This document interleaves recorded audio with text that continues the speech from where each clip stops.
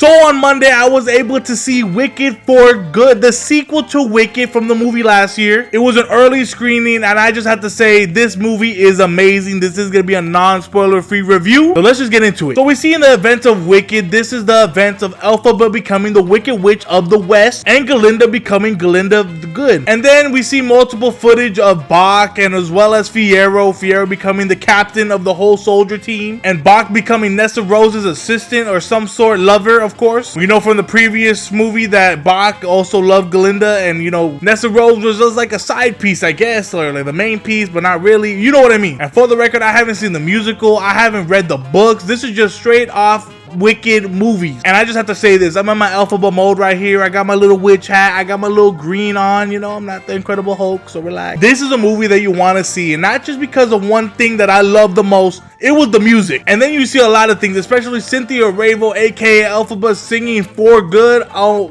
goosebumps. When watching this movie, I was just so shocked to see how high can someone's voice go. And then just looking back at previous films and previous movies that Cynthia Erivo did, this is her Oscar-worthy performance. She should have deserved the Oscar last year, but she's trying to get the Oscar this year. With On the Point of Elphaba, Cynthia Erivo did such an amazing job, as well as Elphaba's story throughout the whole movie. Her just trying to prove the point to the Ozians that, you know, the Wizard of Oz, you know, he sucks. He's bad news. He lies. He's just all over the place. Everyone should not believe him, but you know, of course, the Ozians are just not going to trust the Wicked Witch of the West. This is just something to just note throughout the entire movie that, you know, they're never going to believe Elphaba regardless. They want her gone. They want her, you know. And by looking at this, you just got to think to yourself like, wow, like how messed up can people really be in the Oz world? If you've seen the Wicked for Good trailer, we know that we're going to get the Cowardly Lion. We know we're going to get the Tin Man as well as the Scarecrow. And with this, we see a lot of things happen within the Cowardly Lion, having this like, you know, crazy voice. The Tin Man, seeing the Tin Man for the first time in these photos that I saw with Ethan Slater, he looks scary. I'm not going to lie. If I saw the Tin Man in real life, I would run the other way. So just by thinking about all these factors that we're seeing within these characters, like the Scarecrow design that I saw, wow, I was shocked of seeing that. And by looking at all of this, looking at all the characters, the Cowardly Lion, the Tin Man, they did not show Dorothy. Dorothy's face is not shown in this movie, and I think that's a good thing because that is Judy Garland's role right there. So it's nice that John M. Chu decided to leave it at that. And besides, this is not a Dorothy story. This is an Elphaba Wizard of Oz story. So let's time travel back to the first Wicked movie. I had no interest in this movie whatsoever. I've heard of it. I've heard of the Wizard of Oz.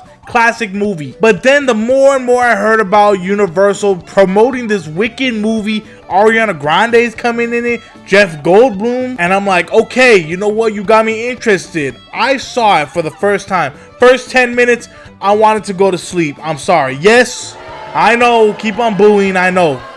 But, I have to say this though. When I heard, Dear Glinda, you are just too good, I was hooked. I was hooked. Immediately involved with the whole movie. It was like 2 hours and 30 minutes. It got me.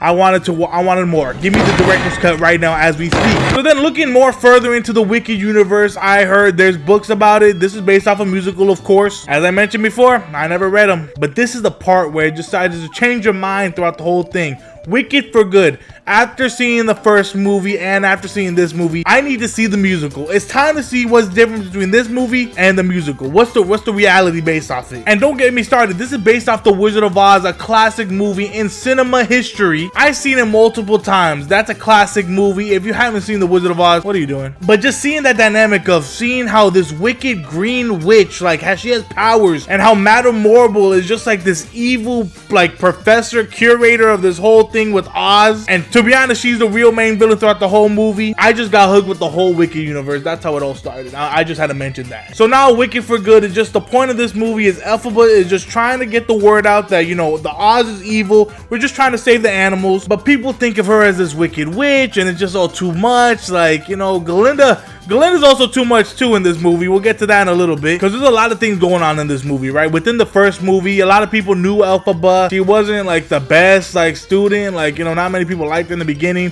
but then she started talking with Glinda and now Fiyero and Nessa Rose, like Bach, everybody loved her. So what happened then? They solved all the questions, so now that got answered. A lot of questions did get answered in this movie because Glinda, Ariana Grande's character, right? She's very selfish, but at the same time, she knows what's right from wrong, but then she still chooses to do the bad thing Because she likes the fame. She likes the publicity. There's so much stuff going on with her character that involves around being around in the public. She just wants them people just to idolize her, be the Glinda the Good that everyone loves. She's just getting treated like royalty. That's what she loves about everything about this. She just likes the fame. Fiyero, Fiyero, he was very serious throughout this whole movie. He did not take no for an answer. He wanted to find Elphaba. He wanted to realize, like, hey, I'm on your side, but I gotta play along to make these other guys, make them feel fooled. There's a lot more dramatic moments in this scene, especially the second part of this movie is very dramatic, very ending, very tense. I feel like this movie was more darker than the first one, because the first one, yes, it had its dark moments and also had a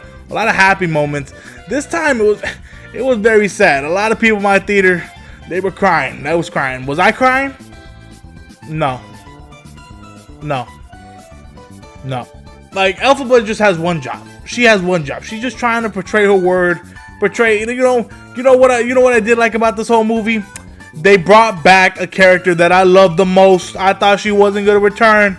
Oh, she returned all right. The first hour of the movie, this getting stuff done. It's just talking about all these characters, the understanding, understood, trying to figure out what's going to go on in the second part. But then at the end of the time, right, it's not the perfect movie, don't get me wrong, but here's where it kind of goes all over the place. I think it's when Dorothy comes in. Everything was just mixed around. The timelines were like not making sense. Because I didn't know if they were going to show Dorothy's face. I didn't know if they were going to show like a little bit of their kind of plot line, their story. Like, how does Dorothy go to Elphaba? I mean, we've seen that in the Wizard of Oz, but like in this kind of universe type thing. But everything just felt so quick. Like, you thought that Dorothy was gonna go there, then all of a sudden she's next to Elphaba. Like, come on now. Like, okay, we gotta slow down a little bit.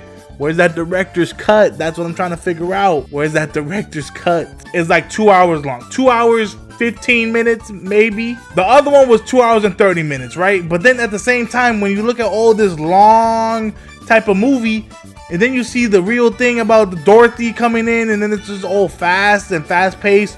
You can't really know what's going to go on. You know what Galinda's going on. You know what's happening to Elphaba.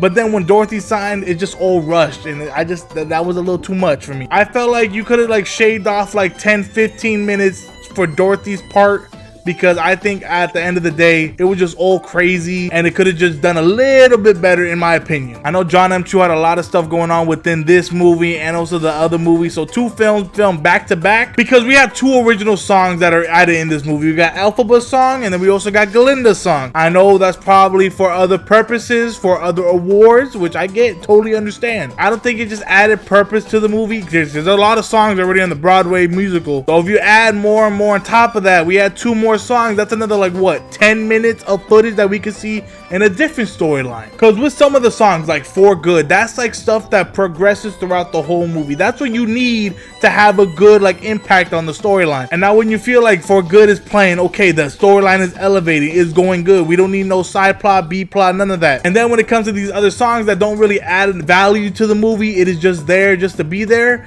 you don't feel really anything.